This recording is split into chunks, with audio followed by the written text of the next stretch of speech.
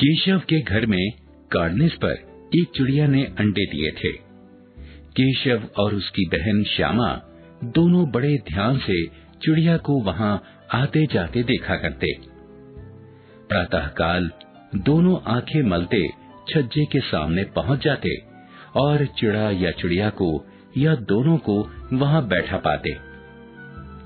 उन्हें देखने में दोनों बच्चों को ना जाने क्या आनंद आता था। उनके मन में भांति भांति के प्रश्न उठते। अंडे कितने बड़े होंगे, किस रंग के होंगे, कितने होंगे, उनमें से बच्चे कैसे निकल आएंगे, बच्चों के पंख कैसे निकलेंगे, घोंसला कैसा है। पर इन प्रश्नों का उत्तर देने वाला कोई ना था।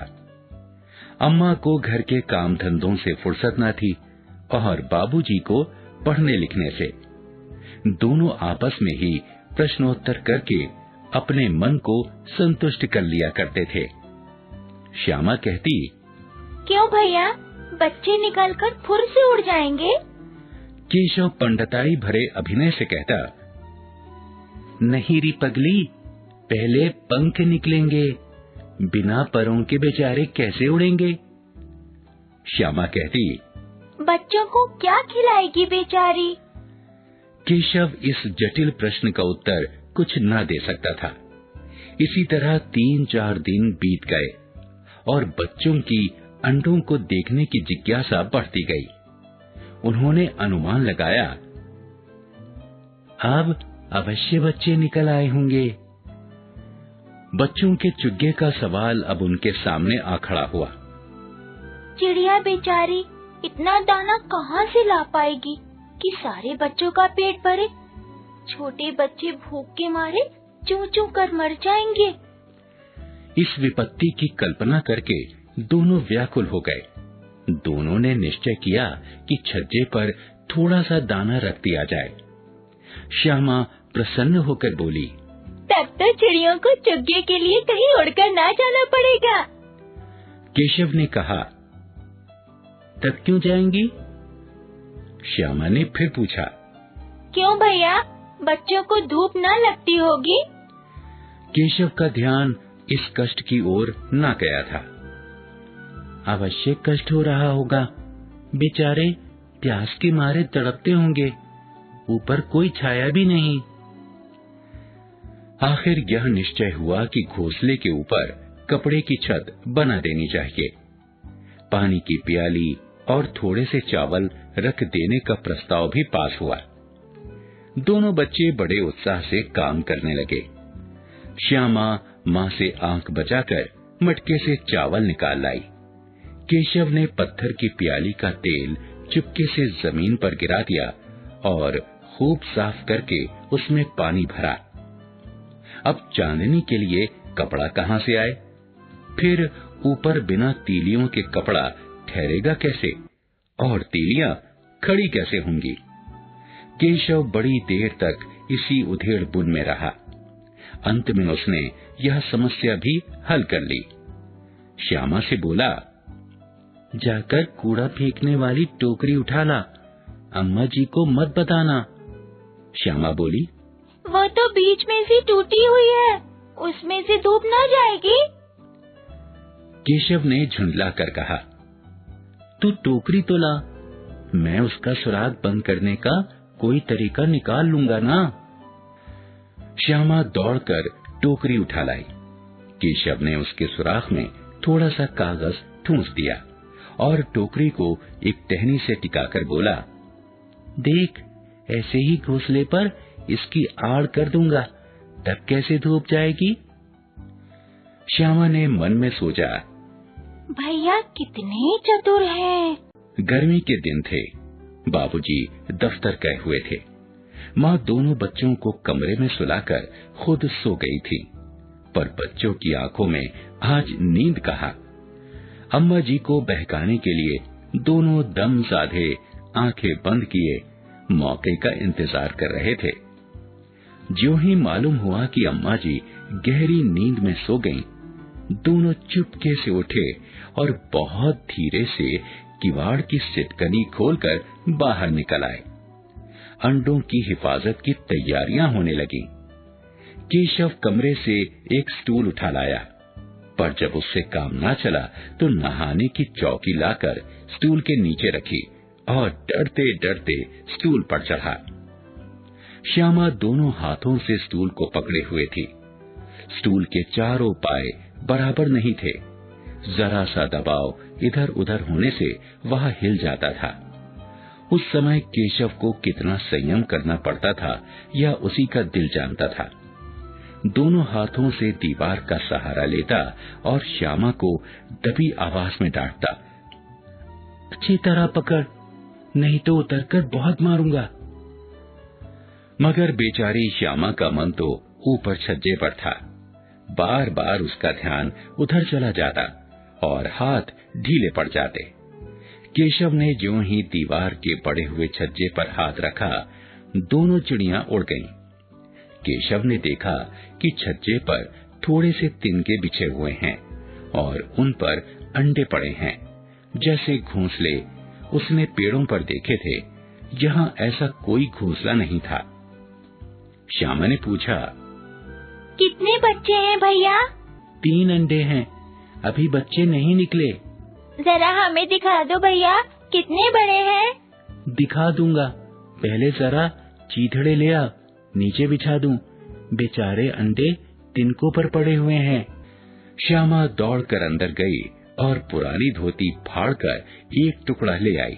केशव ने झुककर वह टुकड़ा ले लिया। उसकी कई तरह करके उसने एक गद्दी बनाई। उसे तिनकों पर बिछाकर तीनों अंडे धीरे से उस पर रख दिए। श्यामा ने फिर कहा, मुझे भी दिखा दो भैया। दिखा दूंगा, पहले जरा वह टोकरी तो दे दे, ऊपर साया कर दूं। श्यामा ने टोकरी नीचे से थमा दी और बोली, अब तुम उतर आओ तो मैं भी देखूं। केशव ने टोकरी को एक टहनी से टिकाकर कहा, जा दाना और पानी की प्याली ले आ, मैं उतर आऊं तो तुझे दिखा दूंगा। श्यामा ने प्याली और चावल केशव को पकड़ा दिए। केशव ने टोकरी के नीचे दोनों चीजें रख दी और वह धीरे से उतर आया। श्यामा ने गिड़गिड़ा कर कहा, अब मुझे भी चढ़ा दो भैया। तू गिर पड़ेगी। नहीं, मैं नहीं गिरूंगी, तुम पकड़े रहना। कहीं तू गिर पड़े तो अम्मा जी मेरी चटनी ही बना डालें, कहेंगी कि तूने ही चढ़ाया था। क्या करेगी देखकर? अब अंडे बड़े आराम से हैं, जब बच्चे निकलेंगे तो उनको पालेंगे। दोनों पक्षी बार बार छज्जे पर आते और बिना बैठे ही उड़ जाते। केशव ने सोचा, हम लोगों के भैंसे नहीं बैठते। धीरे से स्टूल उठाकर वह कमरे में रख आया। चौकी जहां की तहां रख दी। श्यामा ने आंखों में आंसू भरकर कहा, तुमने मुझे नहीं दिखाया, मैं अम्मा जी से कह दूंगी।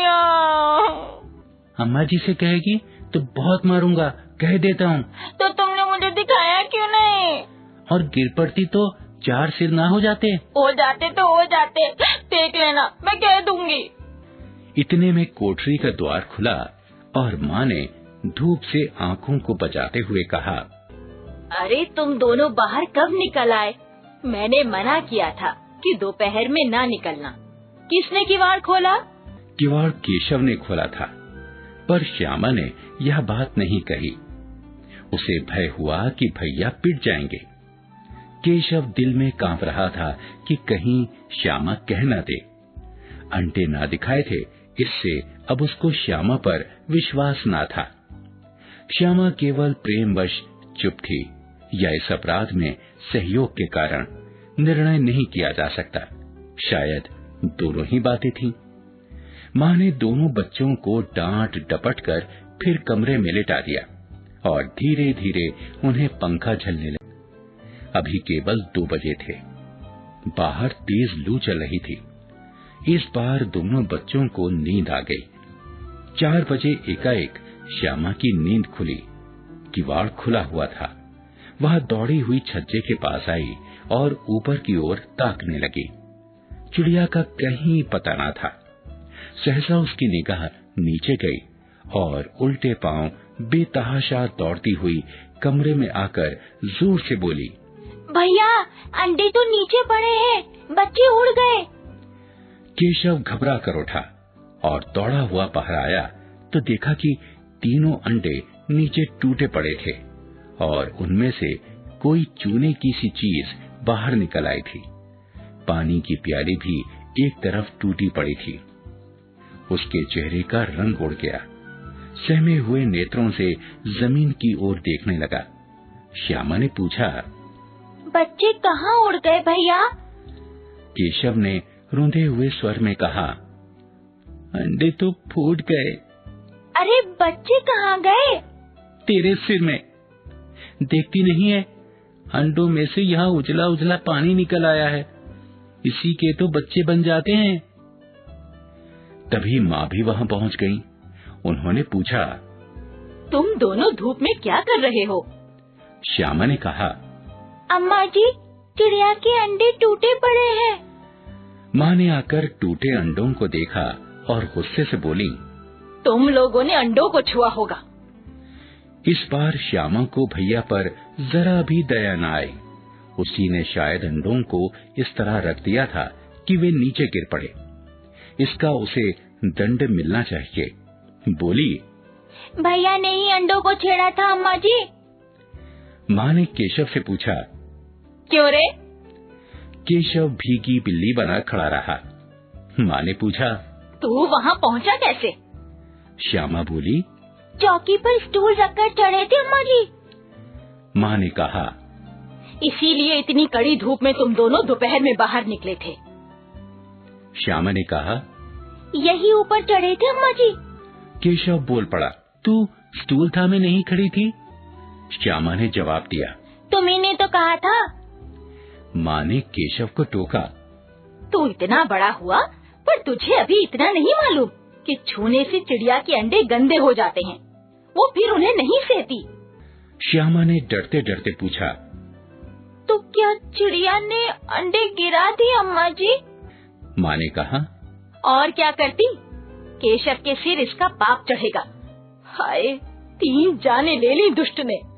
केशव रुआंसा होकर बोला, मैंने तो केवल अंडों को गद्दी पर रख दिया था अम्मा जी। माँ को हंसी आ गई, मगर केशव को कई दिनों तक अपनी भूल का पश्चाताप होता रहा। अंडों की हिफाजत करने के जोश में उनका सत्यानाश कर डाला था। इसे याद करके वह कभी कभी रो भी पड़ता। दोनों चिड़िया वहाँ फिर ना दिखाई दी।